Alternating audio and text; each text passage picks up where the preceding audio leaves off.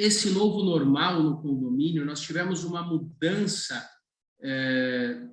de panorama muito rapidamente. Então, nós falamos hoje em lei de multipropriedade, assim, ontem não tínhamos uma interferência dentro do condomínio. Nós vamos tratar também de multipropriedade, não nesse momento, apenas uma introdução ao que nós vamos mencionar. Então, a multipropriedade pode ser inserida dentro do condomínio edilício, mesmo já construído. Então, o prédio que, por exemplo, a Pretel mora, pode se reunir em assembleia com 50% mais um do touro, decidir que, a partir de amanhã, eles podem adquirir o regime de multipropriedade. Ah, mas um prédio residencial pode? Sim. E qual é a consequência disso? A consequência disso é que a fração, você passa a não ser mais proprietário, assim, nem todo mundo precisa aderir à multipropriedade, mas vamos supor que de 20 unidades, 10 aderiram à multipropriedade. Então, ele passa a ter o direito de vender a fração de tempo da sua própria unidade. Então, ele não vai negociar o imóvel como um todo, ele pode também, mas ele pode negociar a fração de tempo, que não pode ser menor a 7 dias. Então, eu posso, salvo o melhor juízo, quantas semanas tem um ano? 56, talvez. Então, 52, obrigado, Pretel. Fiquei na dúvida em falar 2 ou 6. Então, cada unidade pode ter 52 proprietários. Então, o prédio da Pretel, que hipoteticamente tem 20 unidades, ele passa a ter 10 unidades em multipropriedade e passam a ter 520 proprietários. Então, aquela reunião de 20, que desciam 3, passam a descer 300. Olha a mudança. E daí o prédio, não já entrando em multipropriedade, mas não é o tema nesse momento, a multipropriedade é o primeiro momento na história nacional em que existe a menção de administrador profissional. O síndico profissional que nós tanto defendemos e que trabalhamos em prol desse profissional, do crescimento dessa classe, ele é tratado oficialmente pela primeira vez na Lei 13.777 de 2018, que alterou o artigo 1358 do Código Civil. Nós temos também uma inovação gigantesca, que é o condomínio de lotes. Então, nós temos loteamentos que não podem se transformar em condomínios, mas nós podemos, a partir de agora, ter loteamentos que estão sobre a égide da lei do condomínio, não a 4591, mas o Código Civil. Então, eu posso cobrar condomínios dentro de um loteamento, mas esse precisa ter sido edificado com base na 13.465. Nós temos também uma outra, aqui não é a 17.406, não é de 2017, é de 2020, aqui está errado, que traz sobre a obrigatoriedade, é 2021, que traz a obrigatoriedade do síndico denunciar a violência doméstica dentro dos condomínios no estado de São Paulo. Nós temos um projeto-lei federal que já passou pelo Senado e temos também tantos outros já aprovados, inclusive em Campinas, se não me engano, no Rio de Janeiro, que já tratam do mesmo assunto. Então, o síndico passa a ser o responsável por denunciar a violência doméstica. Ele pode ser responsabilizado se ele não noticiar? Entendo que sim. Entendo que sim. A lei não trata, Bahia também, obrigado, Tâmara, Bahia também. A lei não trata da conotação penal, mas com certeza entendo que existe aí uma omissão no exercício do direito, caso ele não siga uma lei civil, inclusive. LGPD, Lei Geral de Proteção de Dados, também, que é um assunto que está em pauta. Tenho tido diversas consultas inerentes a posso ingressar no condomínio, posso exigir que os dados não sejam anotados, então eu posso entrar e depois sair e pedir para pagarem os dados? Não. Nós precisamos interpretar a lei. Primeiro discutiu-se se a lei aplicava-se a condomínios, e hoje é claro que sim. Mas nós precisamos levar em conta um artigo da lei que diz que, não obstante exista a necessidade de proteção dos dados sensíveis, se a finalidade a qual se destina, para a finalidade a qual se destina, esses dados podem ser utilizados, por exemplo, ingressar dentro do condomínio. Então, isso precisa ficar muito claro, e aquele que adentra dentro de um condomínio não pode sair e pedir que apague os dados dele, porque é o controle do condomínio, é a segurança do condomínio. Numa situação de mudança, entendo que daí a situação muda de figura. A lei do stalking, que não é uma lei, modificou o artigo, salvo o melhor juízo, 147 do Código Penal, que trata da perseguição, inclusive cibernética. Não é uma lei que não faz menção ao condomínio, ao síndico, mas se aplica. Nós já temos aí casos de situações em que estamos utilizando essa lei. Olha como esse novo normal, estamos falando de 17 para cá, 18, 19, 20, 21, finalizamos 21, em 4 anos, a velocidade da mudança da gestão. Então, aquele que ficou sentado no condomínio em 2 gestões e não se preocupou em se atualizar, ele saiu do mercado. Aquele advogado que estava ali fazendo cobrança e não viu os últimos 4 anos passar, vai sair do mercado. E tenho convivido com isso diariamente, administradoras dizendo, olha, a Assembleia Virtual não, a lei acabou. Então, nós temos a Lei 14.010, em âmbito nacional, que trouxe a possibilidade de realização de Assembleia Virtual, uma lei transitória, vou mostrar para vocês, que trata da transitoriedade das assembleias até 30 de outubro, momento em que o legislador imaginou que a pandemia tivesse seu término. Porém, não obstante, a Assembleia Virtual ganhou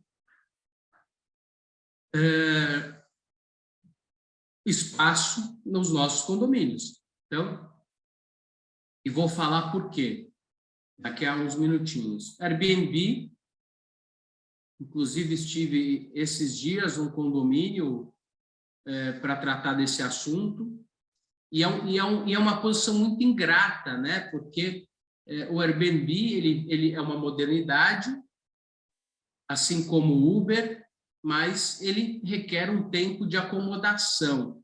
Os condomínios inicialmente que tinham perfil residencial, residências ou hoteleiros autorizaram, os nossos tribunais entenderam em alguns momentos que isso perturbava o sossego, em outros momentos que isso não perturbava o sossego, era o direito de propriedade, e temos um PL, um projeto-lei, que traz em âmbito federal, não está o número aqui, mas eu vou pedir para a Fernanda ou para o Lucas anotarem para eu trazer o número desse PL, e ele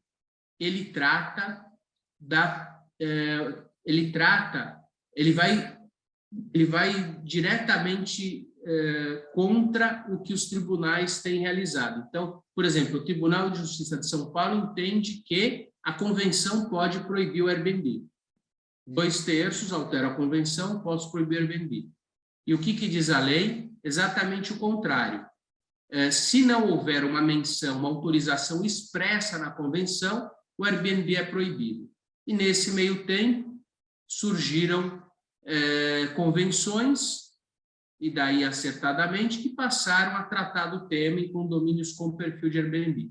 Mas olha que situação ingrata, chegar num condomínio e alguém me pergunta, pode ou não pode Airbnb? Eu olho para a pessoa e falo assim, justamente o que eu não gosto de falar para ninguém quando eu vou orientar. Depende. Como depende? Depende. Se for na primeira instância, provavelmente você não vai conseguir proibir. Na segunda, se você passar pela convenção, você consegue. E na terceira instância, no STJ, provavelmente, com maioria simples, você consegue proibir. Mas, doutor, como é que o senhor vai me orientar assim? O que eu faço? Maioria simples, 2/3, proíbo, autorizo. Então, nós estamos, nesse momento, fazendo história referente às questões inerentes ao Airbnb. E qual é a solução? A solução é bom senso, a solução é verificar o que tem sido realizado dentro do condomínio e adequar a situação legal. Então, proibições genéricas, é proibido, via de regra, são entendidos de forma que aviltam o direito dos condôminos. Restringir, via de regra, o judiciário é condescendente com restrição e não proibição, tá? E sempre levando o assunto para debate em assembleias, que é o local onde os assuntos devem ser debatidos. Infelizmente, nem todas as questões que eu vou trazer para vocês terão solução. Não porque eu não as conheço a fundo, mas porque o problema ele passa a sofrer uma mutação constante. E vou repetir o que disse na Assembleia de segunda-feira. O direito chega depois das mudanças da sociedade. A sociedade muda e o direito vai atrás para corrigir essas situações. E nesse meio do caminho, estamos nós, os advogados, os administradores e os síndicos, para que, com muito bom senso, resolvam essas questões, se não de forma assertiva, ou se não de forma definitiva, mas que cheguem numa solução salomônica, que foi o que eu disse naquele momento, naquela reunião, aonde presentes advogados defendendo dos dois lados, um contrário e outros favoráveis, queriam me convencer. Olha o projeto aí. Obrigado, doutor Luiz. 2474, de 2019, sobre a proibição não é a proibição do Airbnb, somente será possível Airbnb em condomínios em âmbito nacional. Isso é um PL, um projeto, caso a convenção tenha essa previsão, o que particularmente me agrada, porque o condomínio ele é nada mais do que uma propriedade privada, e o direito civil ele prevalece os interesses da sociedade privada. O direito civil ele está construído nesse basilar. Por quê? Porque ele procura não interferir nas relações privadas. Inclusive, algumas vezes no judiciário tive que escutar de alguns magistrados a palavra: isso é assunto interno corporis. A partir do momento em que a premissa, o princípio da legalidade diz o que não é expressamente proibido, é implicitamente permitido ao particular, a convenção realizada pelo particular é uma norma de direito privado, que ali pode ser pactuado qualquer situação que não infrinja a norma legal. Então, é a prevalência do princípio da soberania dos direitos privados dentro das relações privadas. Então, os condomínios devem e podem abusar de disciplinar as suas relações para chegarem num equilíbrio, nunca de forma unânime, porque no condomínio nós não temos unanimidade, mas através da maioria.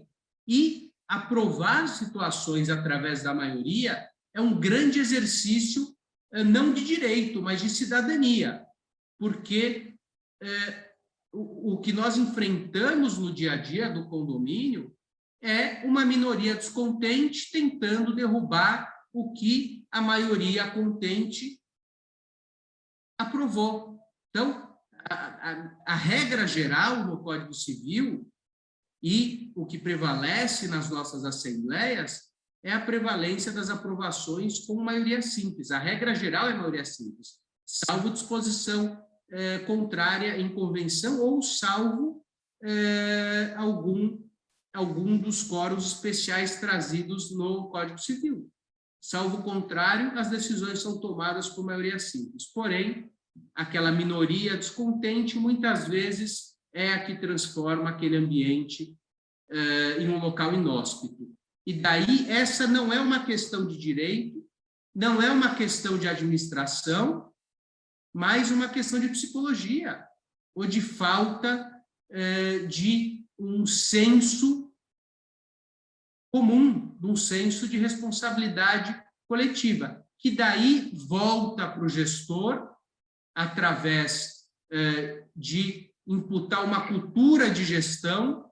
Então, a gestão condominial não é simplesmente a tomada de decisões, é imputar uma cultura, e essa cultura não é imputada apenas nas assembleias ou nos cartazes, mas com políticas, com convivência. Se eu estiver próximo a você, se eu me sentir mais próximo, eu tendo a lhe respeitar mais. Se eu conhecer um pouco mais os seus problemas e você conhecer os meus problemas, isso cria uma empatia. Logicamente que isso nem sempre é possível dentro do condomínio, ainda mais num condomínio grande, mas com certeza a solução de problemas passa por empatia. Quando você, síndico, vai buscar votos, você vai bater na porta de quem? Daqueles que você tem empatia.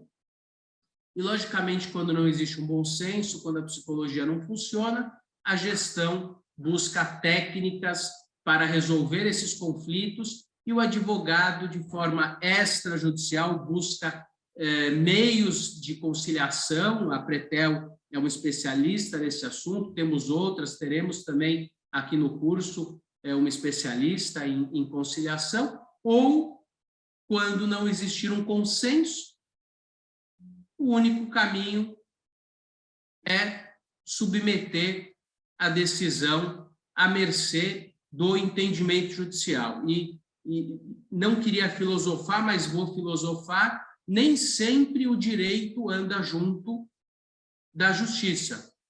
Nem sempre o que é decidido é justo, mas é o que deve ser obedecido.